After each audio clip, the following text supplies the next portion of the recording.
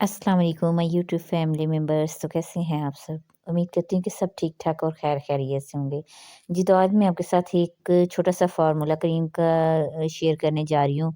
इसके लिए सबसे पहले तो आपको क्लोवीवेट की ज़रूरत है और क्लोवीवेट जो है ना आपने ये ऑरेंज कलर में बाय करनी है। एक जो है ना वो ग्रीन कलर में मिलती है, वो वाली नहीं हमने लेनी, हमें ये वाली चाहिए।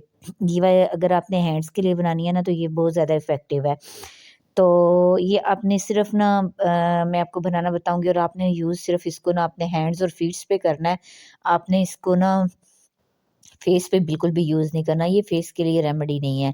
तो ये मैं ना इसको 3 हिस्सों में मैंने इसे डिवाइड किया। पहले मैं हाफ़ यूज़ कर चुकी थी, हाफ़ मैंने अभी किया है और इसका एक हिस्सा मैंने बचा लिया है, या तीसरे हिस्से में मैं वही यूज़ करूँगी।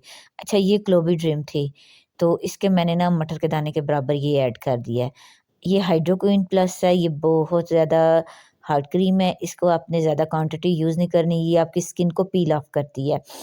तो आपने सिर्फ़ मटर के दाने के बराबर ही इसको ऐड करना है। 1 चम्मच भर के आपने इसमें फेयर एंड लवली क्रीम का ऐड कर देना है।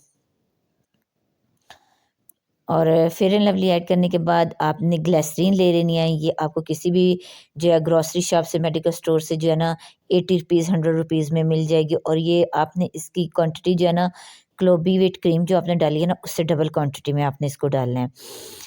तो इसको डालने के बाद आपने एक विटामिन ई का कैप्सूल या एवियन का कैप्सूल जिसे कहते हैं वो ले लेना है। व्हाइटनिंग कैप्सूल है तो वो ऐड कर लें। बट ये इफ़ेक्टिव है ज़्यादा, तो मैंने ये यूज़ किया है। अच्छा, आपने एक ये ऐड कर लेना है। ऐड करने के बाद आपने ना इस सारी क्रीम को अच्छे से मिक्स कर लेना है। अच्छा, ये इतनी ज़्यादा इस पे मेहनत नहीं करनी पड़ती, ये बहुत ईज़िली जो है ना इसमें ना वो डालने की वजह से ग्लिसरीन डालने की वजह से ना बहुत ईज़िली और आराम से ना मिक्स हो गई थी। 1-2 दफ़ा ही मैंने इसको मिक्स किया तो बहुत ईज़िली मिक्स हो गई थी, हर चीज़ इक्वल में। और एक बात का आपने ख़ास ध्यान रखना है कि क्रीम मिक्स करने के लिए आपने मेटल का जो स्पून है वो यूज़ नहीं करना।